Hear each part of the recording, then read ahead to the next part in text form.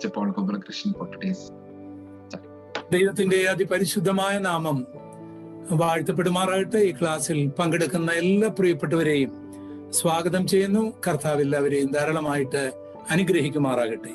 May the holy name of the Lord Jesus Christ be magnified. We invite all of you. We thank you for participating in. May the Lord bless each one of us. വളരെ തിരക്കിനിടയിൽ, പ്രത്യേകിച്ച് medical ഫീൽഡിൽ work ചെയ്യുന്ന നിങ്ങൾ, അതിനിടയിൽ ഇങ്ങനൊരു സമയം കണ്ടെത്തിയതിൽ കർത്താവിന് നന്ദി പറയുന്നു, മഹത്വം കരയേറ്റുന്നു. നിങ്ങൾക്കും നന്ദി പറയുന്നു. In the midst of the busy schedule, I want to thank the Lord and also want to greet you all to find time in the midst of your busy schedule to learn from God's word. വെളിപ്പാട് പുസ്തക പഠനത്തിന് മുൻപായിട്ട് എൻ്റെ ജീവിതത്തിന്റെ അനുഭവങ്ങളുടെ ചെറിയ ചെറിയ ഭാഗങ്ങൾ ഞാൻ നിങ്ങളോട് പറഞ്ഞുകൊണ്ടിരിക്കുകയായിരുന്നു. ഇന്ന് നിങ്ങളോട് പറയുവാൻ പോകുന്നത് ഞാൻ എങ്ങനെയാണ് ഒരു സുവിശേഷ പ്രാസംഗികനായത് എന്നതിന്റെ സാക്ഷ്യമാണ് ഇന്ന് പറയുവാനായിട്ട് ആഗ്രഹിക്കുന്നത്. Before I teach from the book of Revelation, I used to share from my life experiences, and today I want to share from my life how I became the minister of the gospel. ഞാൻ ഒരു മാസം എൻ്റെ പാസ്റ്ററോടൊപ്പം കർത്താവിൻ്റെ മഹത്വമേറിയ സാക്ഷ്യം പരസ്യങ്ങളായിട്ട് എല്ലാ ഞായറാഴ്ചയും എൻ്റെ വീടിന് ചുറ്റുമുള്ള ഗ്രാമങ്ങളിൽ പോയിക്കൊണ്ടിരുന്നു. So for 1 month long, I went along with my pastor to open air meetings and different gospel meetings around our villages. ഒരു രാത്രിയിൽ എൻ്റെ പാസ്റ്റർ ഒരു ഭവന പ്രാർത്ഥനയിൽ താലന്ത് വ്യാപാരത്തെ കുറിച്ച് ഒരു class എടുക്കുകയായിരുന്നു. So in one of the nights, our pastor was taking a class on doing the business with the talents. യേശു പറഞ്ഞ ഒരു ഉപമയാണ്, ഒരാൾക്ക് 5 താലന്ത്, വേറൊരാൾക്ക് 2 താലന്ത്, വേറൊരാൾക്ക് 1 താലന്ത് കൊടുത്തു. It was a parable which was mentioned by our Lord Jesus Christ. He gave to one 5 talents, another 2 talents, to another 1 talent. 5 താലന്ത് നേടിയവൻ 5 കൂടെ നേടി, 2 താലന്ത് ലഭിച്ചവൻ 2 കൂടെ നേടി, 1 താലന്ത് ലഭിച്ചവൻ ബിസിനസ് ചെയ്യാതെ അത് കൊണ്ടുപോയി കുഴിച്ചിട്ടു. So the one who received 5 talents, he gained 5 more. The another one who received 2 talents, he gained 2 more.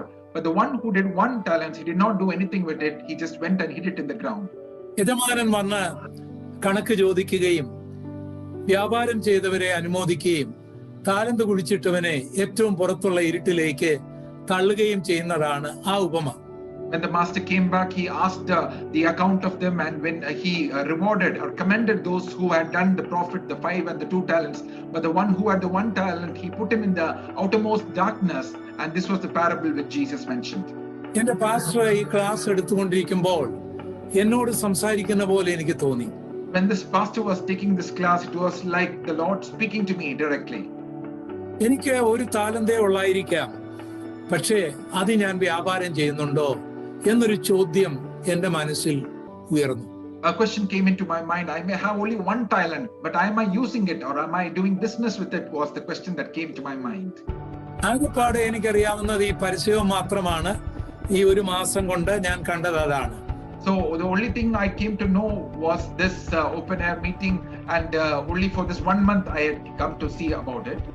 എന്റെ ലോകം വളരെ ഒരു ചെറിയ ലോകമായിരുന്നു, ഒരു ചെറിയ ഗ്രാമമായിരുന്നു, ചെറിയ ഭവനമായിരുന്നു. ഞാൻ ഒരു ചെറിയ വ്യക്തിയായിരുന്നു. അതുകൊണ്ട് വിശാലമായ പ്രവർത്തനങ്ങളൊന്നും ഞാൻ കണ്ടിട്ടില്ല, എനിക്കറിഞ്ഞുകൂടായിരുന്നു. So my village was a small place, and the town where I was in was a small town, and I had not seen much about the spreading of the gospel. I was limited in that effect.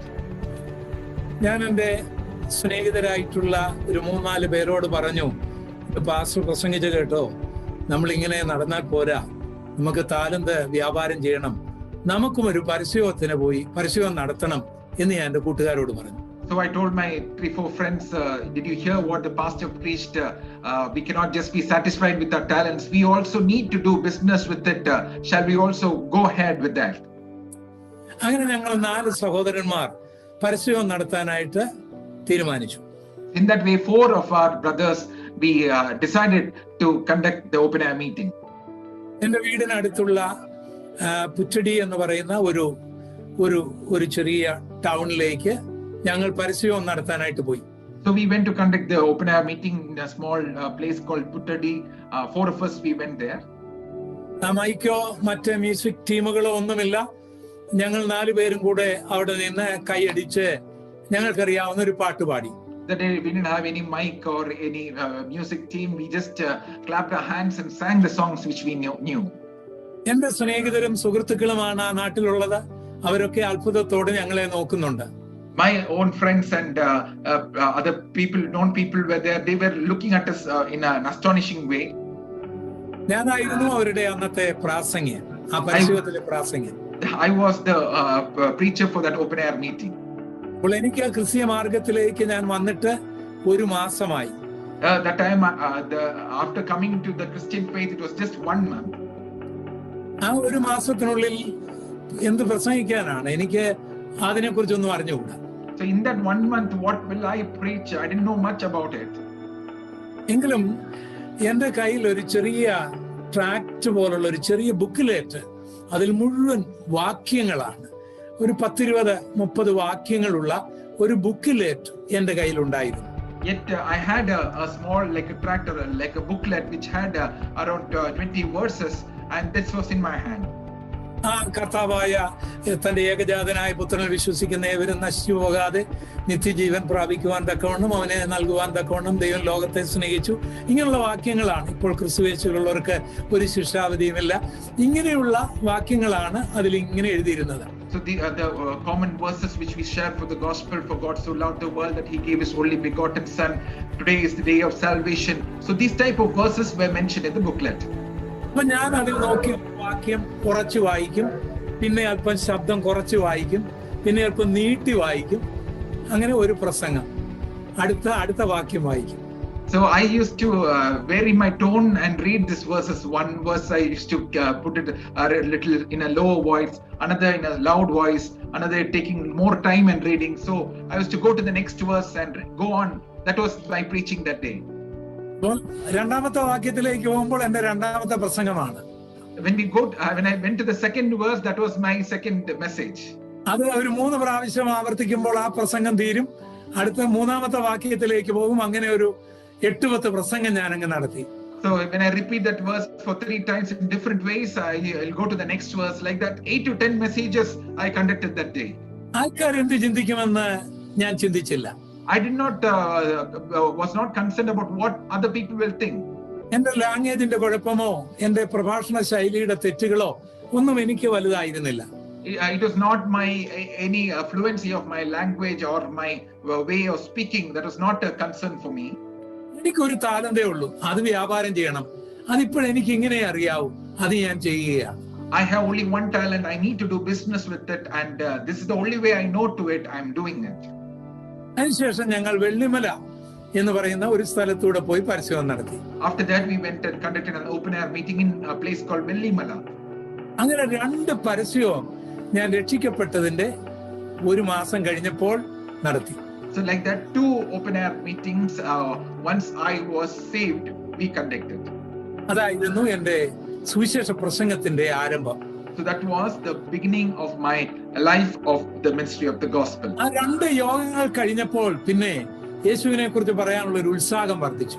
After those 2 meetings, I got a greater desire to share about the love of Jesus to others. എന്റെ വീടിന് ചുറ്റുമുള്ള എല്ലാ ഗ്രാമങ്ങളിലും ഞങ്ങൾ പോയി പ്രസംഗിക്കാൻ തുടങ്ങി. We went around to all the villages around my home to preach the gospel.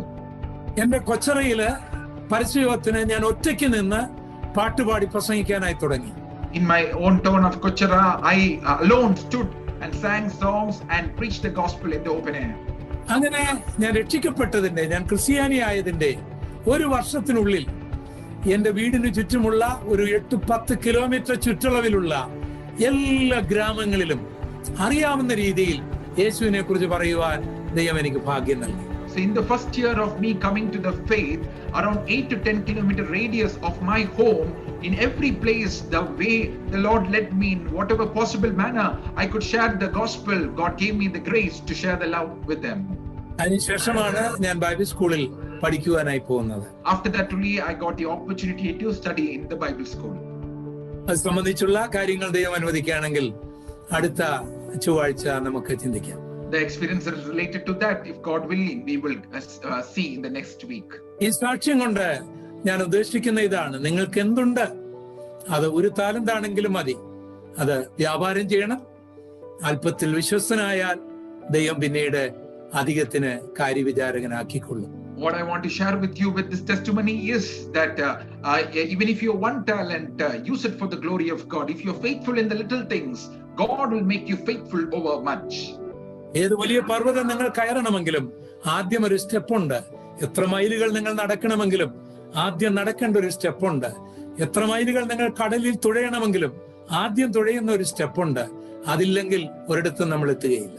It may be a big mountain that you have to climb. There is a first step. If you have a long duration of journey, you need to start with this first step. If you have to even swim through an ocean, you have to go with the first step. എനിക്ക് വളരെ സന്തോഷമുണ്ട്. Doctor നവീനും doctor ജസ്റ്റിനും ഒക്കെ അവരുടെ ജോലിയുടെ തിരക്കിനിടയിൽ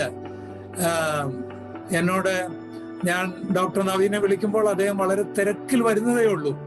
നേരത്തെ ഇതൊക്കെ on ചെയ്തിടാൻ അവർ കഴിയുന്നില്ല. നിങ്ങളുടെ ഈ തിരക്കിനിടയിൽ നിങ്ങൾ ചെയ്യുന്ന ഈ പ്രവർത്തനങ്ങൾ, നിങ്ങളുടെ താലന്തുകൾ നിങ്ങൾ വ്യാപാരം ചെയ്യുകയാണ്. ദൈവം അതിനെ വർദ്ധിപ്പിക്കുക തന്നെ ചെയ്യും. I'm so happy, Dr. Naveen, Dr. Justin, even in the midst of their busyness, they have been able to be a part of this, and God will definitely multiply those talents. നാം വെളിപ്പാട് പുസ്തകത്തിലെ സഭകളെ കുറിച്ചാണ് കഴിഞ്ഞ ആഴ്ചകളിലൊക്കെ പഠിച്ചുകൊണ്ടിരുന്നത്. In the past few weeks, we have been learning from the churches of the book of Revelation. Pergamos സഭയോടുള്ള ദൈവത്തിന്റെ ദൂതുകളാണ് നാം കഴിഞ്ഞ ചില രണ്ടാഴ്ചകളായി ചിന്തിച്ചുകൊണ്ടിരുന്നത്. During the last 2 weeks, we have been meditating on the message to the church of Pergamos. ദൈവം അനുവദിക്കുകയാണെങ്കിൽ, ദൈവം നമുക്ക് ആയുസ്സ് തരികയാണെങ്കിൽ, കർത്താവിന്റെ വരവിന് താമസമുണ്ടെങ്കിൽ ഈ 22 അധ്യായങ്ങളും നിങ്ങൾക്ക് മനസ്സിലാകുന്ന നിലയിൽ പരിശുദ്ധാത്മാവ് നയിക്കുന്ന പോലെ പറയുവാനായിട്ടാണ് കർത്താവിൽ ശരണപ്പെടുന്നത്. If the Lord wills and it is coming tarries, all these 22 chapters we want to teach you in the way that you understand, and that may God give us strength to that.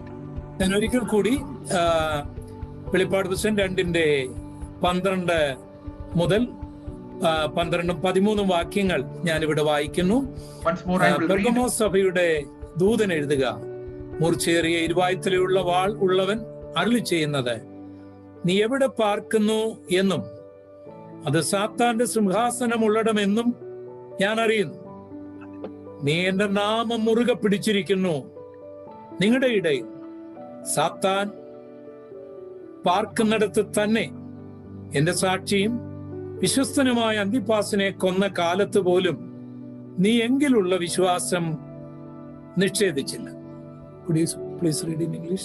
Yes, chapter 2, verse 12 and 13. And to the angel of the church in Pergamos write, these things saith he which hath the sharp sword with 2 edges. I know thy works, and where thou dwellest, even where Satan's seat is, and thou holdest fast my name, and hast not denied my faith, even in those days wherein Antipas was my faithful martyr, who was slain among you, where Satan dwelleth. ഇവിടെ ചില ഭാഗങ്ങൾ നമ്മൾ ചിന്തിച്ചു കഴിഞ്ഞു. ഇന്ന് നമ്മൾ പറയുവാൻ ആഗ്രഹിക്കുന്നത്, കർത്താവിലുള്ള വിശ്വാസം ഇവർ നിഷേധിക്കാതിരുന്നത് കൊണ്ട് കർത്താവ് അവരെ അഭിനന്ദിക്കുന്നതാണ്. അവരോടുള്ള അഭിനന്ദന വാക്കുകളാണ്. We have already seen so many things. Today we are going to think about how they had their faith in the Lord Jesus and how God is commending that about them. നമ്മുടെ ജീവിതത്തിൽ നന്മയുണ്ടെങ്കിൽ അത് പറഞ്ഞ് അഭിനന്ദിക്കുകയും തെറ്റുണ്ടെങ്കിൽ അത് ചൂണ്ടിക്കാണിച്ച് ശാസിക്കുകയും ചെയ്യുന്ന നല്ലൊരു കർത്താവാണ് എനിക്ക് നിങ്ങൾക്കുമുള്ളത്. We have a good Lord who commends for the good things that we do and also rebukes for the things where we need correction. കർത്താവിനോട് പറയുകയാണ്, Lord is saying there, സാത്താന്റെ സിംഹാസനം ഉള്ളിടത്ത് എന്റെ ദാസനായ വിശ്വസ്ത സാക്ഷിയായ നിങ്ങളുടെ സഭാംഗമായിരുന്ന അന്തിപ്പാസിനെ കൊന്ന കാലത്ത് പോലും നിങ്ങൾ എങ്കിലുള്ള വിശ്വാസം നിഷേധിച്ചില്ല. ഞാൻ നിങ്ങളെ അഭിനന്ദിക്കുകയാണ്. He is commending them. You hold fast to my name and did not deny my faith, even in the days which Antipas was my faithful martyr, who was killed among you.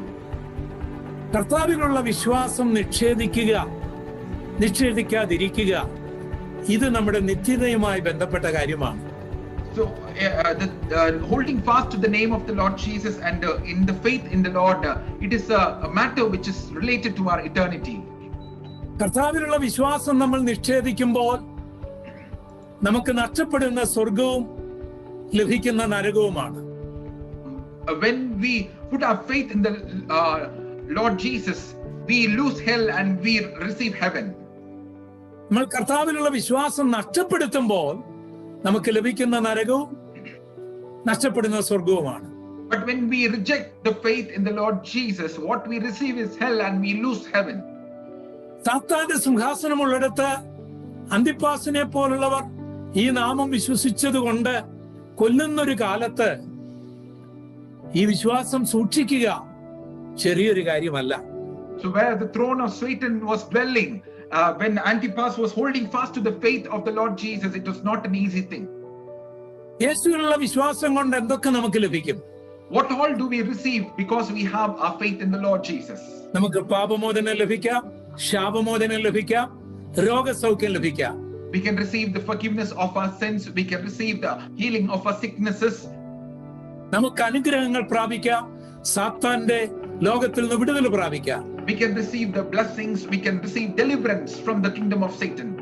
യേശുവിലുള്ള വിശ്വാസം കൊണ്ട് അത്ഭുതങ്ങളും അടയാളങ്ങളും നമുക്ക് ചെയ്യുവാൻ കഴിയും. Because we have faith in the Lord Jesus, we can do signs and wonders. യേശുവിലുള്ള വിശ്വാസത്തിന്റെ സാധ്യത നമുക്ക് പറഞ്ഞറിയിക്കാൻ കഴിയാത്ത നിലയിൽ നമ്മളെ ഉയർത്തും. The possibilities of our faith in the Lord Jesus have so many blessings attached to it that we cannot even have time to describe it. യേശുവിൽ ആഴമായ വിശ്വാസമുള്ളവർക്ക് മരിച്ചവരെ ഉയർപ്പിക്കുവാനും ഊമരെ സംസാരിപ്പിക്കുവാനും ചെകിടരെ കേൾപ്പിക്കുവാനുമുള്ള വീര്യപ്രവർത്തികളുടെ വരം ദൈവം കൊടുക്കും. അങ്ങനെ വരം പ്രാപിച്ച ഒരാൾ ചെല്ലുമ്പോൾ ജനലക്ഷങ്ങളാണ് അവരുടെ പ്രസംഗം കേൾക്കാനായിട്ട് ഓടിക്കൂടുന്നത്. Those who have deeper faith in the Lord Jesus, God gives them the grace to raise the dead, open the blind eyes, unstop the deaf ears. Those mighty power of God, those when they display the gifts of God, so many people come to the knowledge of the Lord Jesus Christ. യേശുവിലുള്ള വിശ്വാസം എന്ന് പറയുന്ന ഒരു ചെറിയ കാര്യമല്ല. So that means the faith in the Lord Jesus is not a small thing. എന്നാൽ പ്രതികൂലമില്ലാത്ത സമയത്ത് യേശുവിൽ നമുക്ക് വിശ്വാസമുണ്ട് എന്ന് പറയുന്നതിൽ എത്ര അർത്ഥമുണ്ടെന്ന് എനിക്ക് അറിഞ്ഞുകൂടാ. പ്രതികൂല സാഹചര്യങ്ങളിൽ ഈ വിശ്വാസം നമുക്ക് പിടിച്ചു നിൽക്കാൻ കഴിയുമോ എന്നുള്ളത് വളരെ പ്രധാനപ്പെട്ട ഒരു ചോദ്യമാണ്. I don't know how meaningful it is to hold on to the faith when everything goes on well, but when things go very tough in our lives, still to hold fast to the name of the Lord Jesus is what we are looking at. യേശുവിലുള്ള വിശ്വാസം നമുക്ക് ഉണ്ടാകുകയോ നഷ്ടമാകുകയോ സ്വീകരിക്കുകയോ നിഷേധിക്കുകയോ ചെയ്യുന്നതിനൊക്കെ പല കാരണങ്ങൾ ഉണ്ടാവാം. There are a lot of reasons to hold fast to the name of Jesus or reject him or to understand him or to reject his name. ഉദാഹരണമായിട്ട് യേശു ദൈവമാണെങ്കിൽ എന്താണ് മരിച്ചത്? ദൈവത്തിന് മരിക്കാൻ കഴിയുമോ?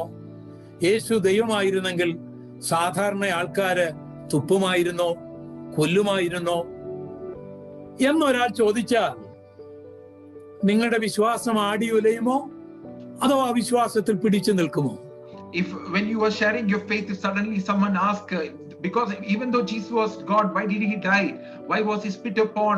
And when they ask these type of questions, will your faith be shaken or will you still hold on fast to the faith in the Lord Jesus? സർവശക്തനായ ദൈവത്തെ ആർക്കെങ്കിലും കൊല്ലാൻ കഴിയുമോ, ആർക്കെങ്കിലും അടിക്കാൻ കഴിയുമോ എന്ന് നിങ്ങളോട് ചോദിച്ചാൽ നിങ്ങളുടെ വിശ്വാസം എങ്ങനെയായിരിക്കും?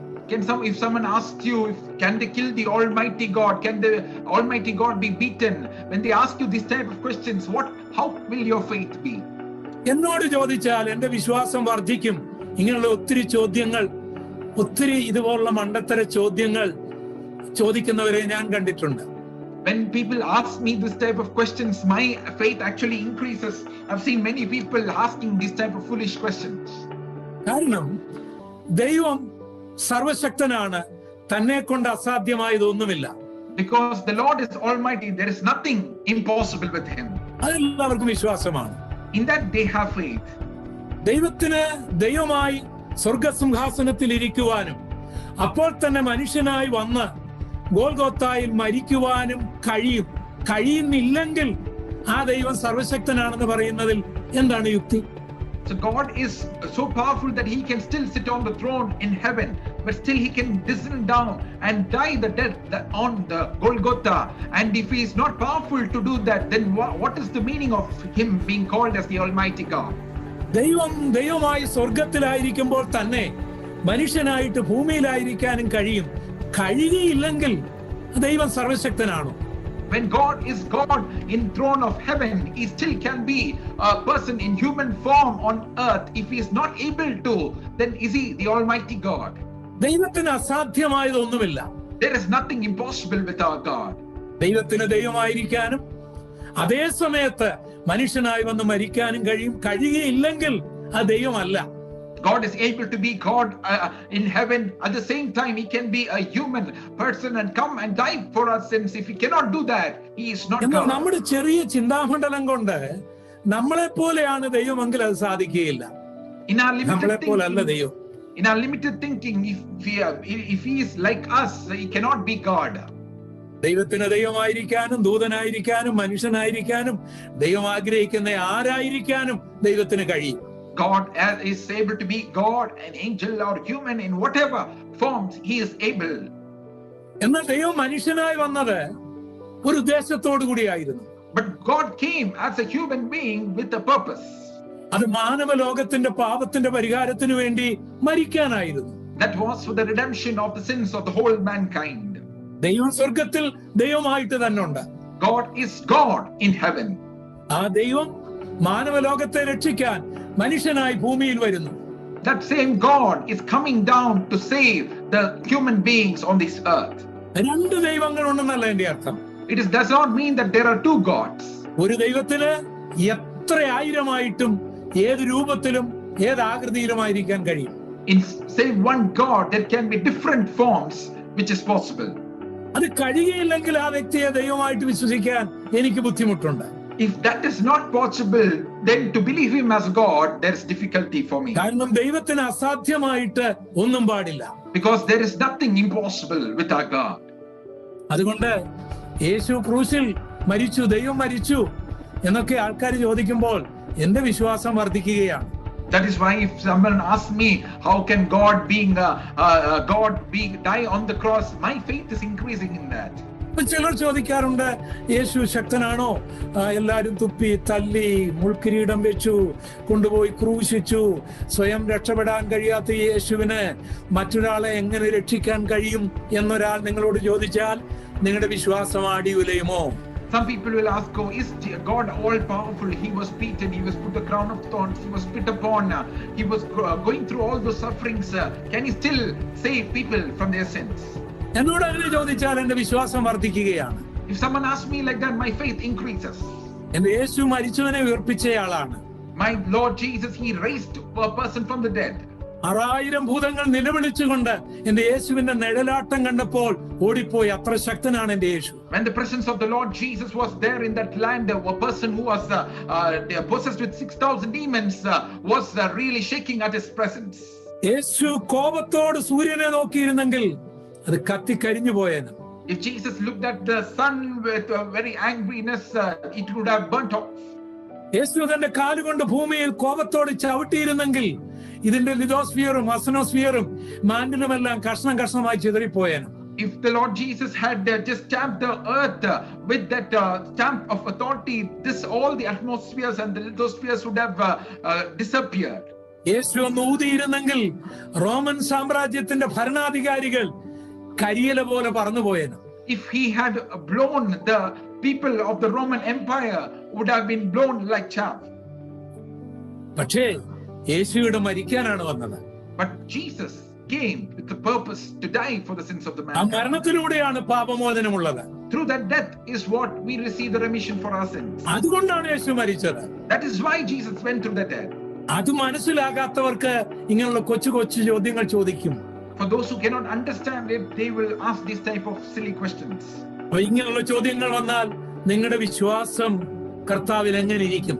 If these type of questions comes, how will your faith in the Lord Jesus be? ഇങ്ങനെയൊക്കെ ചോദിച്ച് നിങ്ങളുടെ വിശ്വാസത്തെ തകർത്ത് കളയാൻ വരുന്ന ആൾക്കാരുണ്ട്. So there are some people who want to destroy your faith by asking certain this type of questions. വേറൊരാൾ ചോദിക്കുകയാണ്, യേശു 2000 വർഷം മുൻപ് മരിച്ചു, നിങ്ങളുടെ പാപത്തിന്റെ പരിഹാരത്തിനെന്ന് പറഞ്ഞാൽ എന്താണ് യുക്തി? അന്ന് നിങ്ങൾ ജനിച്ചിട്ടില്ലല്ലോ, നിങ്ങൾ പാപം ചെയ്തിട്ടില്ലല്ലോ എന്ന് ചോദിച്ചാൽ നിങ്ങളുടെ വിശ്വാസം ആടിയുലയുമോ അതോ ഉറച്ചു നിൽക്കുമോ? If another person asks, Jesus died 2000 years ago and you were not born at the time, how is it that relating to you? Will your faith be shaken or will you still be strong in the Lord? എന്നോട് ചോദിച്ചാൽ എന്റെ വിശ്വാസം ഉറയ്ക്കും. Ask me, my faith will be strengthened. എല്ലാ ദിവസവും എനിക്ക് വേണ്ടി മരിച്ച യേശുവിനെ ഓർത്ത് ഞാൻ സ്തോത്രം ചെയ്യാറുണ്ട്. എണ്ണി പറഞ്ഞ് every day I count the ways that the Lord Jesus took pains to go through that suffering for me, and I praise him every day. ഗെത്സമനയിൽ വെച്ച് എന്റെ പാപം ഏറ്റെടുത്ത് പ്രാണവേദനയിലായത്, മുൾമുടി ചൂടിയത്, ചാട്ടവാറുകളാൽ അടികളേറ്റത്, കുരിശ് ചുമന്നത്, ക്രൂശിൽ തറയ്ക്കപ്പെട്ടത്, ഓരോന്ന് പറഞ്ഞ് ഞാൻ ദൈവത്തെ സ്തുതിക്കാറുണ്ട്. In the Garden of Gethsemane, the burden of sin that caused him to go through that agony, the way that he was crucified, the crown of thorns put on him, and all the pains when I go through it, I count one pain that he went through, and I praise him for that he has done in my life. പക്ഷെ യുക്തിപരമായ ഒരാൾ ചോദിക്കുകയാണ്, നിങ്ങളുടെ പാപത്തിന്റെ പരിഹാരത്തിനായി യേശു എങ്ങനെയാ മരിച്ചത്, നിങ്ങൾ അങ്ങ് ജനിച്ചിട്ടില്ലല്ലോ എന്ന് ചോദിച്ചാൽ എന്താണ് മറുപടി? But logically, when one person asks you, he was died 2000 years ago, now what is that relating to you? How will you respond?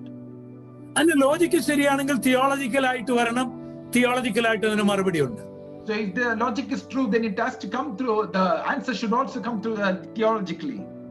ഉദാഹരണമായിട്ട് നിങ്ങൾ ഉപയോഗിക്കുന്ന, നിങ്ങൾ കൊടുക്കുന്ന പല മരുന്നുകളും കണ്ടുപിടിച്ചത് നമ്മൾ ജനിക്കുന്നതിന് മുൻപാണ്. Even some medicines that you are giving, those were found even before you were born. നമ്മൾ ജനിച്ചു കഴിഞ്ഞല്ല മരുന്നുണ്ടായത്. It's not that only once we were born all the medicines were found. നമ്മൾ ജനിക്കുന്നതിന് മുമ്പ്, നമ്മുടെ പിതാക്കന്മാർ ജനിക്കുന്നതിന് മുൻപ് ഇന്ന് നമുക്കുള്ള മരുന്ന്, രോഗത്തിന്റെ മരുന്ന് കണ്ടുപിടിച്ചു വെച്ചിട്ടുണ്ട്. Even before we were born, our forefathers were born, those medicines for our diseases which we treat today was found. അത് നിങ്ങൾക്ക് വിശ്വസിക്കാമല്ലോ. That you are able to believe. പാപത്തിന്റെ പരിഹാരം ഇതുപോലെ നമ്മൾ ജനിക്കുന്നതിന് മുൻപ് ദൈവം ഒരുക്കി വെച്ചിരിക്കുകയാണ്. കാരണം നിനക്ക് ആ പാപം ഉണ്ടിപ്പോൾ, നാളെ ജനിക്കുന്നതിനുമുണ്ട്. In the same way, the solution for sin has been already found before you were born, before it was even created. നിങ്ങൾ നടക്കുന്ന റോഡുകൾ, നിങ്ങൾ ഉപയോഗിക്കുന്ന ബ്രിഡ്ജുകൾ നിങ്ങൾ ജനിച്ചപ്പോൾ ഉണ്ടായതല്ല. The roads that you walk through, the bridges that were constructed, it's not just when you were born it was made. ഇതുവരെയും ജനിക്കാത്ത നമ്മുടെ മക്കൾക്കും കൂടി നടക്കുവാനുള്ളതാണ് ആ road. Those roads are even constructed for the children who are not yet born to us. ഇതുപോലെ സ്വർഗത്തിലേക്ക് പോകാനുള്ള ആ road, ആ വഴി കർത്താവ് തന്റെ മരണത്തിലൂടെ 2000 വർഷം മുൻപ് തന്നെ ഉണ്ടാക്കി വെച്ചിരിക്കുകയാണ്. In the same way, the road to heaven, the way to heaven, the Lord has already created 2000 years ago by dying for us on the cross. യേശുവിന്റെ നാമത്തിലുള്ള വിശ്വാസത്തെ നിഷേധിക്കുവാൻ നമ്മളെ പ്രേരിപ്പിക്കുന്ന ഒത്തിരി ഘടകങ്ങൾ ഈ ലോകത്തിലുണ്ട്. So there are a lot of factors that try to put our faith in the Lord Jesus. നിഷേധിച്ചാൽ അതിന്റെ നഷ്ടം നമുക്ക് മാത്രമാണെന്നുള്ള കാര്യം മറക്കരുത്. If we are neglecting the faith in the Lord Jesus, we are only going through those losses. ഇവിടെ Roman സാമ്രാജ്യം നിലനിൽക്കുന്ന കാലത്താണ് ഈ പെർഗമോസ് സഭ നിലനിന്നത്. Here in the Roman Empire, when they were ruling, was this church of Pergamos existing. ആ കാലഘട്ടത്തിൽ യേശുവിനെ വിശ്വസിക്കാൻ അനുവാദമുണ്ടായിരുന്നില്ല. In those days, they didn't have the right to believe on the Lord Jesus. കാരണം ക്രിസ്തീയ മാർഗം റോമൻ സാമ്രാജ്യത്തിന് എതിരായിട്ടുള്ള ഒരു സംഘമായിട്ടാണ് അവർ കണക്കാക്കിയിരുന്നത്. The reason was the Christian way was against the Roman Empire. അക്കാലങ്ങളിൽ ഒരു റോമാക്കാരൻ മറ്റൊരു റോമാക്കാരനെ കാണുമ്പോൾ നടത്തുന്ന ഒരു പ്രത്യേക രീതിയിലുള്ള ഗ്രീറ്റിംഗ്സ്, അഭിവാദന രീതികൾ ഉണ്ടായിരുന്നു. There were certain different types of greetings. When one Roman sees another Roman, they used to greet each other. ഒരു റോമാക്കാരൻ കാണുമ്പോൾ പറയണം, നീറോ നമ്മുടെ ചക്രവർത്തിയാകുന്നു എന്ന് പറയുമ്പോൾ അടുത്ത ആൾ പറയണം, അതെ നീറോ എന്റെ കർത്താവാകുന്നു. if one Roman meets another Roman, he has to see Nero is our emperor, and the other person will respond, yes, he is the one who rules over us. എന്റെ കർത്താവാകുന്നു. He is our Lord. He is my Lord. അങ്ങനെ പറഞ്ഞെങ്കിൽ മാത്രമേ അവർ രാജ്യസ്നേഹികളായിട്ട് കണക്കാക്കൂ. Only if they are responding in that way, we can consider them as the friends of the nation. എന്നാൽ ഒരു ക്രിസ്ത്യാനിയോട് ഒരാൾ പറയുകയാണ്, Nero നമ്മുടെ ചക്രവർത്തിയാകുന്നു എന്ന് പറഞ്ഞാൽ അവൻ പറയും, അതെ, നീറോ റോമിന്റെ ചക്രവർത്തിയാകുന്നു, യേശു എന്റെ കർത്താവാകുന്നു. If a Roman says to another Christian that Nero is the emperor, they will say, yes, he is the Roman emperor, but Jesus is my Lord. അങ്ങനെ പറഞ്ഞാൽ അവനെ രാജ്യദ്രോഹിയായി കണക്കാക്കുകയും ക്രൂശിക്കുകയോ കൊല്ലുകയോ ചെയ്യും. In that way, if he responds, he is counted as a traitor to the nation. They may crucify or torture him. അങ്ങനെയാണ് ഈ അന്തിപ്പാസിനെ, പെർഗമോസിലെ അനുഗ്രഹീത ദൈവദാസനായ അന്തിപ്പാസിനെ കൊല്ലുന്നത്. That is how this blessed minister Antipas was martyred. Antipas പെർഗമോസിലെ ക്രിസ്തുവിന്റെ സാക്ഷിയായിരുന്നു. Antipas was the witness of Christ in Pergamos. വിശ്വസ്തനായ ഒരു ദൈവമകനായിരുന്നു. He was a faithful son of God. അയാളെ റോമക്കാർ അറസ്റ്റ് ചെയ്തു. He was arrested by the Roman emperors. യേശുവിലുള്ള വിശ്വാസം നിഷേധിക്കണം എന്ന് കൽപ്പിച്ചു. They commanded that he has to deny the name of the faith of the Lord Jesus.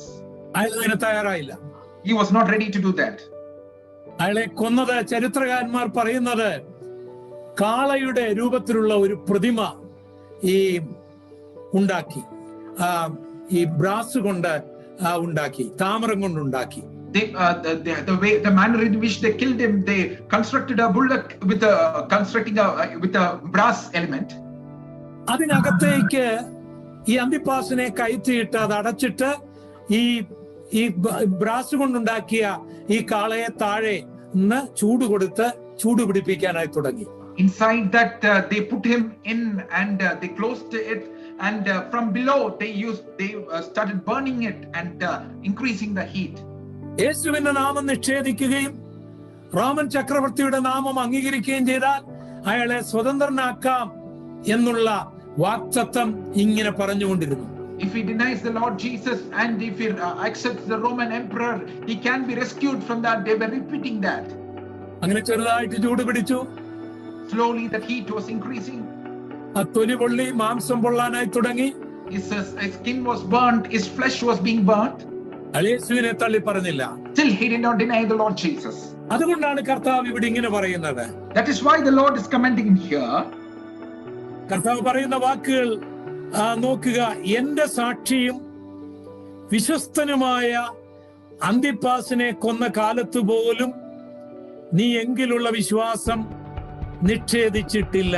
He is saying he is my witness. He is holding fast to my name and did not deny my faith. He was my faithful martyr. റോമക്കാർ ആ കാലങ്ങളിൽ ചെയ്തുകൊണ്ടിരുന്നത് മറ്റ് ജനങ്ങൾ അവരെ ഭയപ്പെടേണ്ടതിനും നിയമം അനുസരിക്കേണ്ടതിനും അവർ നടത്തുന്ന വധശിക്ഷകളൊക്കെ പരസ്യമായിട്ടായിരുന്നു. What the Romans were doing was to do the punishment in such a way that others also will come to know what they were doing. അത് ഏറ്റവും ഭയാനകമായ രീതിയിലായിരുന്നു. It was a very torturous kind of punishment that they were giving. ക്രൂശിച്ചു കൊല്ലുക എന്ന് പറയുന്നത് ഒരു സർവ്വസാധാരണമായ കാര്യമായിരുന്നു അവർക്ക്. Crucifying a person and killing them was a common thing for them. റോമക്കാരുടെ കാലത്ത് റോമൻ സാമ്രാജ്യത്തിന്റെ എല്ലാ മേഖലകളിലും വഴിയോരങ്ങളിൽ ആൾക്കാരെ ഇങ്ങനെ ക്രൂശിച്ചിട്ടിരിക്കുന്നത് കാണാമായിരുന്നു. In the days of the Roman Empire, all along the way, people being crucified and left alone, we could see it was a common. കണ്ട് ജനങ്ങൾ ഗവൺമെന്റിനെ ഭയപ്പെടണം, അനുസരിക്കണം. അതാണ് ഈ പരസ്യമായ വധം കൊണ്ട് അവർ ഉദ്ദേശിക്കുന്നത്. The reason for this open punishments that people will fear the government and obey the rules of them. മറ്റൊന്ന് അവരുടെ കൊലോസിയം, ഇന്നുമുള്ള ആ കൊലോസിയം, ആ സ്റ്റേഡിയം, അതിനകത്ത് അവിടെ കൊണ്ടുവന്നിട്ട് ഈ സിംഹം, കരടി, കടുവ തുടങ്ങിയ ഹിംസ്ര ജീവികളുടെ മുൻപിൽ ഇതിനെ വലിച്ചെറിയും. ഇവരെ കടിച്ചു കീറി തിന്നുന്നത് ഈ ആൾക്കാരിരുന്ന് കാണണം. Another thing is that they had a Colosseum, like an auditorium which even exists today. They used to put these people who put their faith in the Lord Jesus, they used to put them into the midst of the lions, and they used to see the lion tear them apart and kill them. അപ്പൊ ഇതൊക്കെ കാണുമ്പോൾ ചിലര് യേശുവിന്റെ നാമം നിഷേധിക്കും, സുവിശേഷ വേല കളയും, ചിലർക്ക് പിന്മാറിപ്പോകും.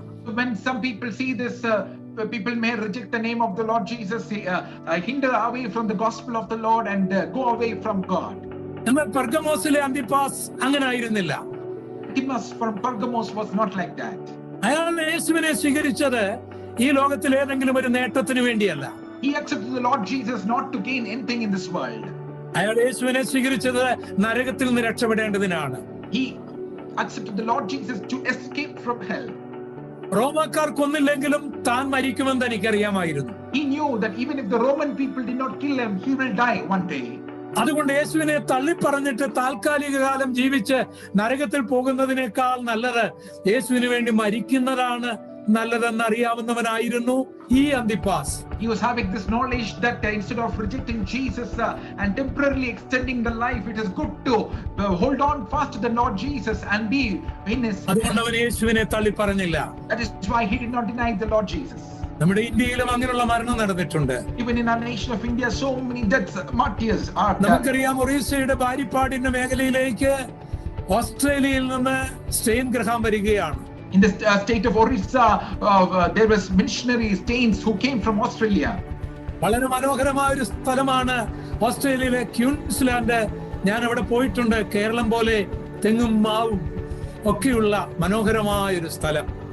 It was a place, he was from a place called Queensland in Australia. I've gone there, a very blessed place like Kerala, God's own country, with all the coconut trees, and blessed place.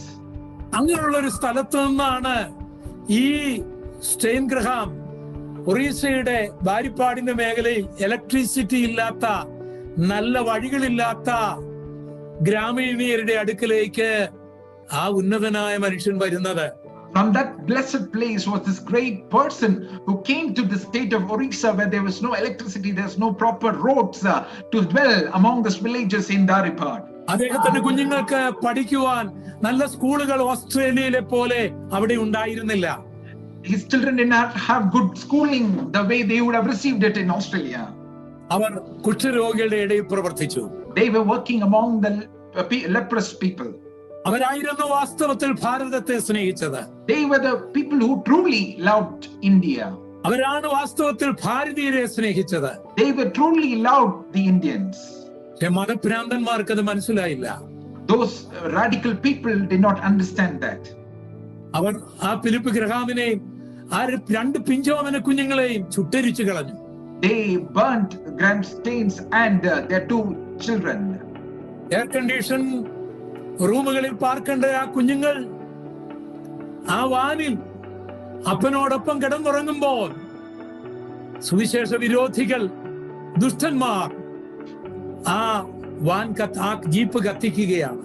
The students, children who had to be staying in air-conditioned rooms, when they were staying with their father and sleeping in that van, those traitors, these religious radicals, burnt that van.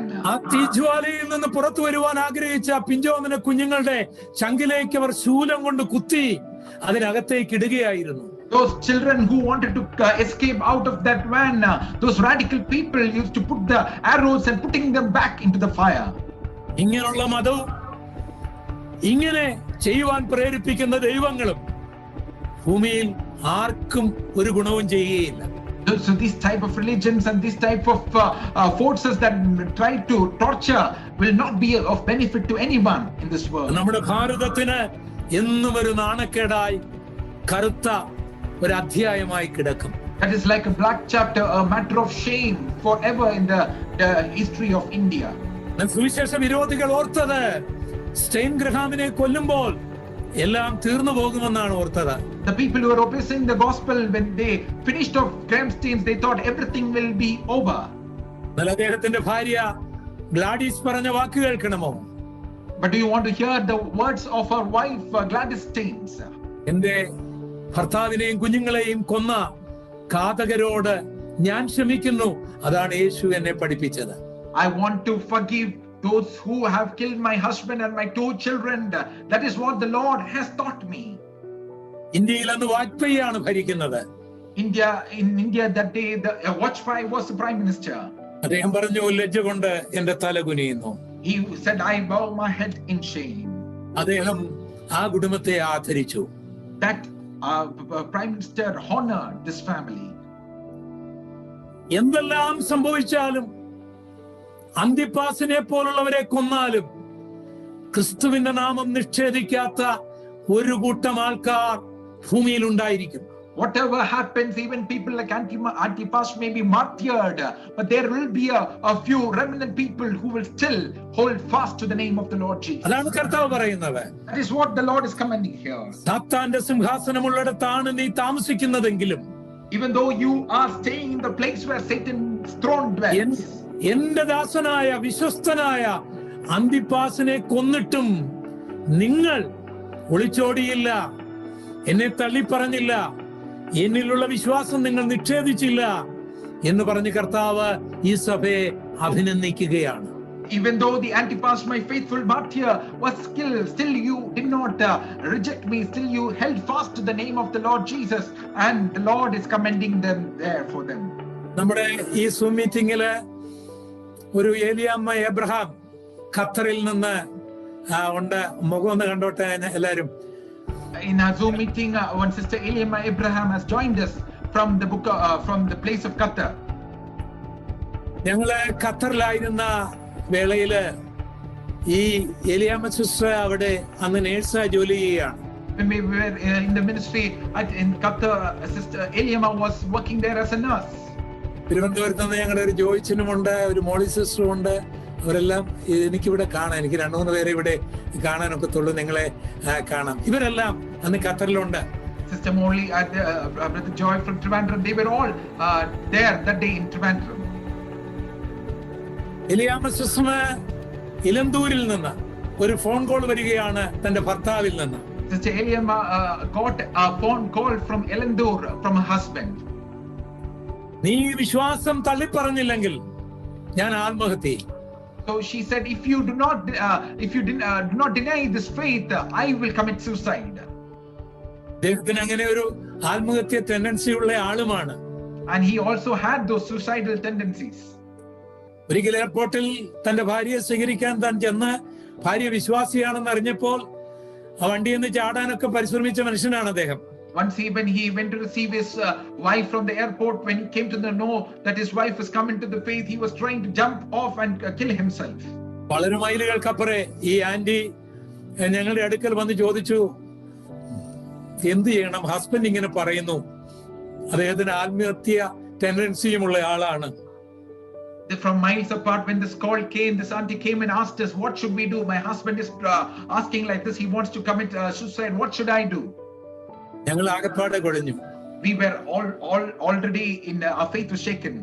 അദ്ദേഹത്തോട് ഞാൻ ഈ വിശ്വാസത്തിൽ നിൽക്കുമെന്ന് പറഞ്ഞാൽ ഒരുപക്ഷെ ആത്മഹത്യ ചെയ്താൽ പിന്നെ ആ കുടുംബത്തിന്റെ പ്രയാസം എത്ര വലുതായിരിക്കും. If she still holds to the faith of the Lord Jesus and he by chance commits suicide, what will be the state of his spiritual affair in the family? അല്ല, ഒരു ദൈവദാസൻ എന്നുള്ള നിലയിൽ കുടുംബജീവിതത്തിന് വേണ്ടി യേശുവിനെ തള്ളിപ്പറയാൻ ഉപദേശിക്കാൻ കഴിയുമോ? So as in the state of a minister of God, can I suggest for them to commit suicide for the betterment of the family? ഞങ്ങൾ ആകപ്പാടെ എന്തു പറയണമെന്നറിയാതെ കുഴഞ്ഞു. We were totally confused what to respond in such a situation.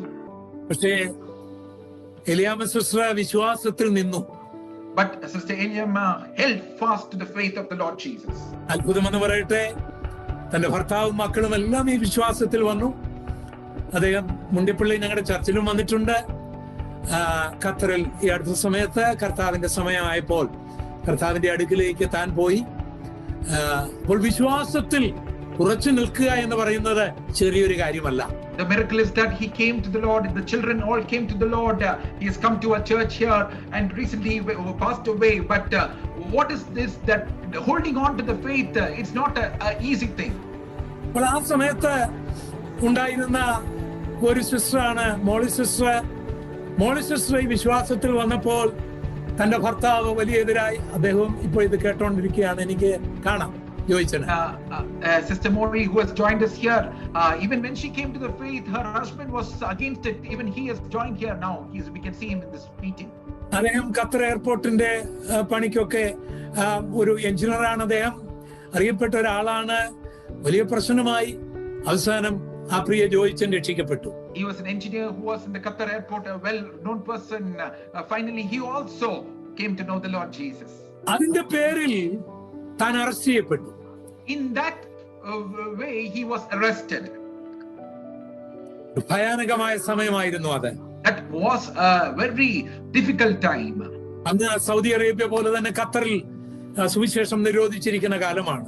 In that days, same way in this, like in the Saudi Arabia, there was great restrictions even in Qatar.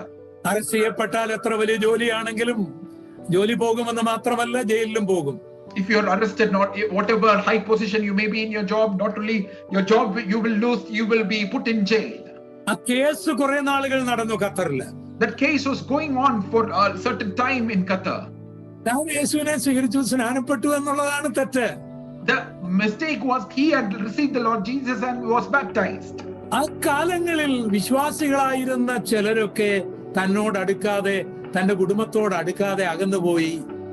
ചിലര് കാരണം അത് അവരും അകത്തായി പോകുമെന്നുള്ള പേടിയിൽ കർത്താവിനെ നിഷേധിക്കുകയാണ് അവിടെ ഒരു പ്രതികൂലം വന്നപ്പോൾ.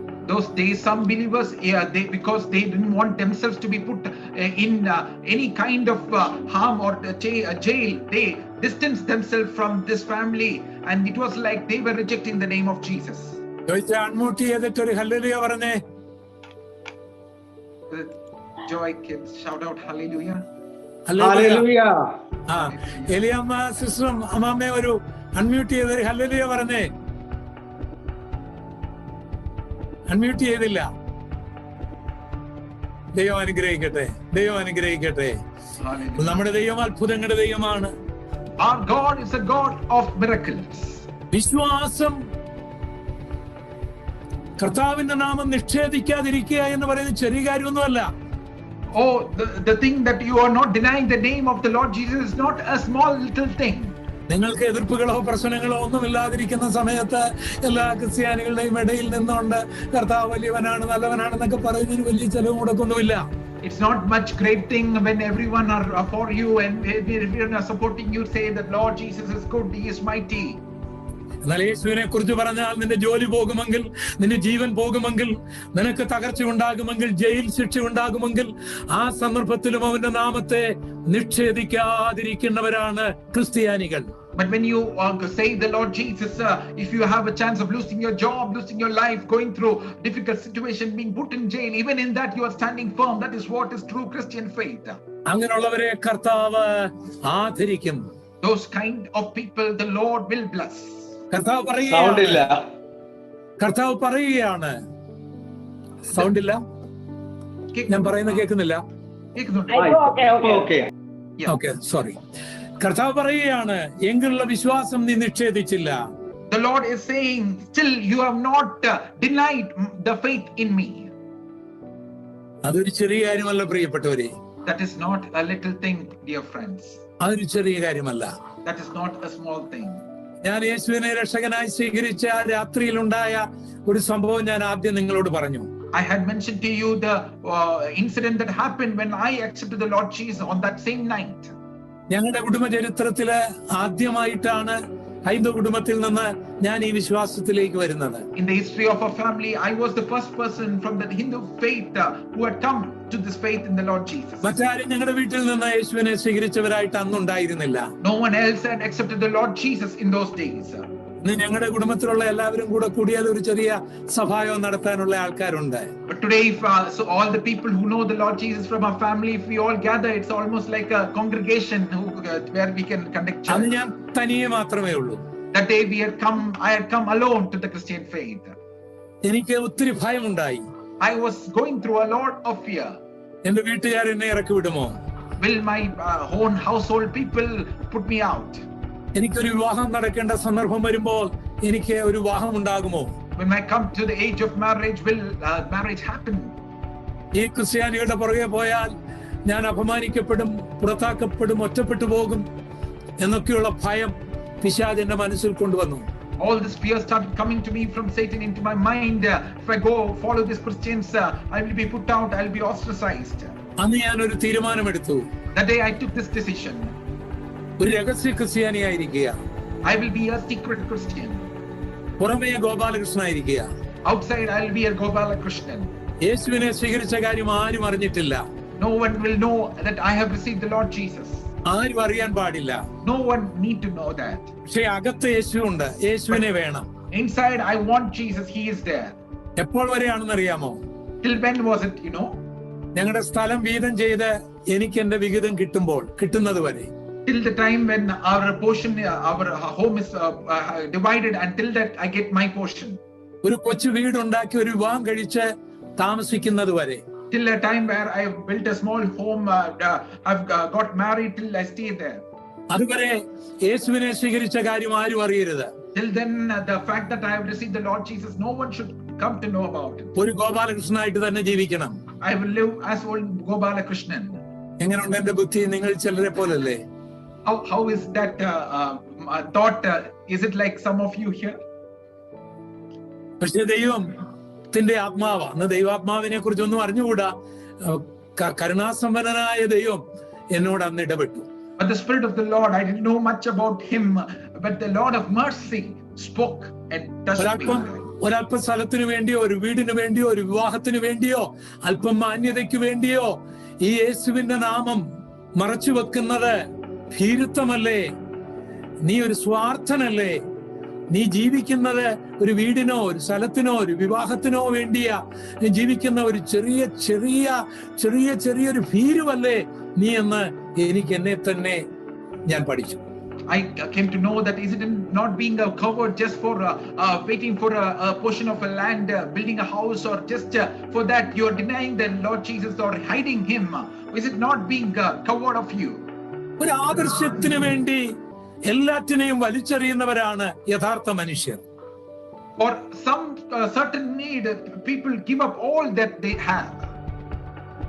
അങ്ങനെയുള്ളവരാണ് യഥാർത്ഥ മനുഷ്യർ. Those type of people are the true people. പക്ഷെ എനിക്ക് അങ്ങനെ ആകാൻ പാടില്ല. എനിക്കെല്ലാം വേണം. അത് കഴിഞ്ഞ് യേശുവും വേണം. ഇപ്പോൾ യേശുവിനെ സ്വീകരിച്ചു എന്നറിഞ്ഞാൽ ഇത് നഷ്ടപ്പെടും. എനിക്കെല്ലാം കിട്ടിയതിനു ശേഷം മറ്റുള്ളവരോട് യേശുവിനെ കുറിച്ച് പറയണം. ഇതായിരുന്നു എന്റെ ബുദ്ധി. So I didn't want to be like that. I wanted everything along with that Jesus. Once I receive all my portions, then I will share to others about Jesus. എന്നെ ആരും കളിയാക്കാൻ പാടില്ല. No one should ridicule me. വീട്ടുകാരെന്നെ ഇറക്കി വിടാൻ പാടില്ല. My house people should not put me out. എനിക്ക് മനസ്സിലായി, എന്നെ പോലെ സ്വാർത്ഥനായ, എന്നെ പോലെ ചെറിയ കാര്യങ്ങളുടെ പുറകെ പോകുന്നവരായിട്ട് ഒരാൾ ഭൂമിയിൽ കാണുകയില്ല എന്ന് എനിക്ക് തോന്നി. I came to understand that a selfish person like me will not be there existing on earth who is thinking like this type of thoughts. അങ്ങനെ ജീവിക്കാൻ ഞാൻ ആഗ്രഹിച്ചില്ല. I did not desire to continue my life like that. എന്റെ വീട്ടുകാരനെ ഇറക്കി വിട്ടാലും നാട്ടുകാരനെ കല്ലെറിഞ്ഞു കൊന്നാലും യേശുവിന് വേണ്ടി ജീവിക്കണമെന്ന് ഒരു തീരുമാനമെടുക്കാനുള്ള ഭാഗ്യം ദൈവം എനിക്ക് നൽകി. Even if my people put me out, even if my own town people put me out, I took a desire to share the love of Jesus with everyone that comes. ആ രാത്രിയിൽ എനിക്ക് വലിയ സന്തോഷമുണ്ടായി. There was a great joy that flooded my heart. നേരം വെളുത്തെഴുന്നേറ്റ് ഞാൻ അമ്മയുടെ അടുക്കലേക്ക് ഓടിച്ചെന്നു. Even as the dawned, I went to my mother. അമ്മയോട് പറഞ്ഞു, അമ്മേ, ഞാൻ യേശുവിനെ സ്വീകരിച്ചു, എനിക്കിനി സ്ഥലവും വീതവും ഒന്നും വേണ്ട. അമ്മയ്ക്കൊന്നും മനസ്സിലാകുന്നില്ല എന്താ ഇങ്ങനെയൊക്കെ പറയുന്നു. I told my mom, I have received the Lord Jesus. I will no longer need any of these goddesses. പിന്നെ ഞാൻ പുറത്തേക്ക് ഇറങ്ങി കണ്ടവരോടെല്ലാം പറയാൻ തുടങ്ങി, ഞാൻ യേശുവിനെ സ്വീകരിച്ചു കേട്ടോ, ഹല്ലേലൂയ, സ്തോത്രം, അങ്ങോട്ട് പറയാൻ തുടങ്ങി. So as I went out, I told others, I have accepted Lord Jesus. Hallelujah, stotram. യേശുവിന്റെ നാമം നിഷേധിക്കരുത്. We should not deny the name of the Lord Jesus. ജീവിതത്തിന്റെ എല്ലാ മേഖലകളിലും യേശുവിന്റെ നാമത്തെ ഉയർത്തണം. In all realms of our life, we need to lift the name of Jesus. എല്ലാ സമയങ്ങളിലും. In all situations of our life. എന്റെ വിവാഹം നടന്നത് തിരുവനന്തപുരത്ത് ചപ്പാത്തുങ്കരയിലാണ്. My marriage happened in a place of Trivandrum. ഞാൻ മണവാളനായിട്ട് ഡ്രസ്സൊക്കെ ചെയ്ത് ഇങ്ങനെ ഇരിക്കുകയാണ്. As I was dressed as a bridegroom and I was there. എന്റെ കണ്ണ് അവിടെ വന്ന ആൾക്കാരെയൊക്കെ നോക്കി ഒന്ന് പ്രസംഗിക്കാൻ പറ്റിയ സമയമാണോ എന്ന് നോക്കിക്കൊണ്ടിരിക്കുകയായിരുന്നു. My eyes was looking out, watchful for those people who had come. What is the right time to preach the gospel to them? അപ്പൊ എന്റെ റിലേറ്റീവ്സ് ഒക്കെ ഉണ്ട്. അപ്പൊ അവിടുത്തെ പാസ്റ്റേഴ്സ് ഒക്കെ ഒത്തിരി പേര് പ്രസംഗിക്കുന്നെങ്കിലും അവരൊക്കെ വിശ്വാസികളോടാണ് സംസാരിച്ചുകൊണ്ടിരിക്കുന്നത്. എനിക്ക് ഇവരോട് ആരെങ്കിലും ഒന്ന് സുവിശേഷം പറയാൻ ഇങ്ങനെ കുതിക്കുകയാണ്. അവസാനം ആരും പറയാതെ വന്നപ്പോൾ ഞാൻ എഴുന്നേറ്റ് എന്റെ വിവാഹ ശുശ്രൂഷ നടത്തിയ പാസ്റ്റർ KL സന്നിയോട് പറഞ്ഞു, പാസ്റ്റർ എനിക്കൊരു 5 മിനിറ്റ് സംസാരിക്കാൻ സമയം വേണം.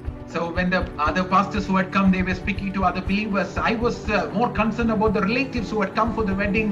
When I saw that no one was sharing the gospel to them, I went and spoke to the person who was conducting the wedding. I want some 5 minutes to give a message here. Pastor സമ്മതിച്ചു. ഞാൻ മണവാളന്റെ കസേരയിൽ എഴുന്നേറ്റ് പോയി പുൾപിറ്റിൽ പോയി പ്രസംഗിച്ചു. The pastor agreed. I rose up from the bridegroom's chair and went and gave the message. കല്യാണം കഴിഞ്ഞ് ഞങ്ങൾ കൊച്ചറയിൽ വന്നു. Once we had finished our marriage, we came to the Kochera town. എന്റെ വീട്ടുകാര് ഞങ്ങളുടെ വീടിന്റെ മുൻപിൽ ഒരു ചെറിയ പന്തലും ഒക്കെ ഇട്ട് കുറെ ആൾക്കാരെയൊക്കെ വിളിച്ചു കൂട്ടി. Our family had constructed a small panthal and called all the nearby relatives and friends. അപ്പൊ ഞങ്ങൾക്ക് അവിടെ ഇരിക്കാൻ 2 കസേരയും ഒക്കെ ഉണ്ട്, പ്രത്യേക കസേര. They had prepared special chairs for both of us to sit there. അപ്പൊ ഞാനും എന്റെ ഭാര്യയും ഞങ്ങൾ അവിടെ ചെല്ലുന്നു. Me and my wife went there. ഞങ്ങളുടെ ചർച്ചിന്റെ എൽഡേഴ്സും വീട്ടുകാരും ഞങ്ങളെ സ്വാഗതം ചെയ്യുന്നു. Elders of our church, our home people welcomed us there. അപ്പൊ എന്റെ കണ്ണുകൾ ആ കസേരയിലൊന്നുമല്ല. My eyes were not on the chair we are going to sit. അവിടെ വന്ന് നിൽക്കുന്ന ആൾക്കാരാണ്. It was on the people who had gathered there. ഞാൻ അവിടെ നിന്ന് ഒരു 1/2 മണിക്കൂർ പ്രസംഗിച്ചു. I stood there and for half an hour I gave the message. ഞാൻ യേശുവിനെ സ്വീകരിച്ച സമയത്ത് കല്യാണത്തിന്റെ കാര്യവും സ്ഥലം കിട്ടാതിരിക്കുമെന്നോ വീട്ടുകാർ എതിർക്കുമെന്നോ ഒക്കെ ചിന്തിച്ച അതുപോലൊന്നും സംഭവിച്ചില്ല. വീട്ടുകാരെന്നെ തള്ളിക്കളഞ്ഞില്ല, എന്റെ കല്യാണം നടക്കാതിരുന്നില്ല. എന്റെ വീട്ടിൽ തന്നെ ചെന്ന് എന്റെ കല്യാണ ദിവസം എനിക്ക് പ്രസംഗിക്കാൻ ദൈവം ഭാഗ്യം നൽകി. At the time I shared with them the thoughts that I had when I received the Lord Jesus. My marriage won't happen, my household people will put me out. All those things did not happen. Even in the place where I received the Lord Jesus, in my home place, God gave me the grace to preach the gospel to them. ഞാൻ ഒരിക്കൽ കൂടി ഈ വാക്യം വായിച്ച് നിർത്തട്ടെ. Once more I want to read these words and conclude. വെളിപ്പാട് 2:13 മുതൽ Revelation chapter 2 verse 13. നീ എവിടെ പാർക്കുന്നു എന്നും അത് സാത്താന്റെ സിംഹാസനമുള്ളിടമെന്നും ഞാൻ അറിയുന്നു. I know your works and where you dwell, where Satan's throne is. നീ എന്റെ നാമം മുറുകെ പിടിച്ചിരിക്കുന്നു. You hold fast to my name. നിങ്ങളുടെ ഇടയിൽ സാത്താൻ പാർക്കുന്നിടത്ത് തന്നെ എന്റെ സാക്ഷിയും വിശ്വസ്തനുമായ അന്തിപ്പാസിനെ കൊന്ന കാലത്ത് പോലും I did not deny my faith even in the days in which Antipas was my faithful martyr who was killed among you. നീ എങ്കിലുള്ള വിശ്വാസം നിഷേധിച്ചിട്ടില്ല. You did not deny my faith even in those days. ഇങ്ങനെ എന്നെ കുറിച്ച് കർത്താവ് പറയുമോ? Can the Lord commend us in this way? ഇങ്ങനെ നിങ്ങളെ കുറിച്ച് പറയുമോ? Can the Lord command about you in this way? ധൈര്യമായി കർത്താവിന് വേണ്ടി നിൽക്കുന്നതിൽ അഭിമാനം കണ്ടെത്താൻ നിങ്ങൾക്ക് കഴിയുമോ? Can we take the privilege or the pride in standing fast, holding to the name of the യേശുവിലുള്ള Lord? വിശ്വാസം നിങ്ങൾക്ക് ഒരു ദോഷവും വരുത്തുകയില്ല. The faith in the Lord Jesus will not harm you in any way. അത് നിങ്ങളുടെ പാപം മോചിക്കും. That will help you to receive the remission of your sins. അത് നിങ്ങളുടെ ശാപം മോചിക്കും. That will redeem you from all the curses. അത് നിങ്ങളുടെ രോഗം സൗഖ്യമാക്കും. It will heal your sicknesses. അത് നിങ്ങളെ സ്വർഗത്തിലെത്തിക്കും. That will help you to reach heaven. ആ വിശ്വാസം കൃപാവരങ്ങൾ പ്രാപിക്കാൻ കാരണമാകും. Those faith will help you to receive the gifts of the Holy ഈ Spirit. ഭൂമിയിൽ തന്നെ നിങ്ങൾ അനുഗ്രഹിക്കപ്പെടാൻ ഒരു മുഖാന്തരമാകും. Even in this earth, it will become a door for you to receive the blessings of God. എന്നാൽ ഏതെങ്കിലും ഒരു കാര്യത്തിന് വേണ്ടി But for any purpose, ഈ കർത്താവിന്റെ നാമം നിഷേധിക്കുകയാണെങ്കിൽ, if you are denying this name of the Lord Jesus, താൽക്കാലിക നേട്ടമുണ്ടാകുമെങ്കിലും even though you may have temporary gain, ആത്യന്തികമായി തകർച്ചയായിരിക്കും. but it will be an eternal destruction. Nithya നരകമായിരിക്കും. It will lead you to the eternal അതുകൊണ്ട് hell. ഒരിക്കലും ഒരു കാരണത്താലും യേശുവിലുള്ള വിശ്വാസം നിഷേധിക്കാൻ പാടില്ല. That is why for no reason, in no circumstances should you anytime deny your faith in the name of the Lord Jesus. കർത്താവ് നിങ്ങളേവരെയും ധാരാളമായിട്ട് അനുഗ്രഹിക്കുമാറാകട്ടെ. May the Lord bless all of you richly. ഈ നാമം ഉന്നതമായ നാമമാണ്.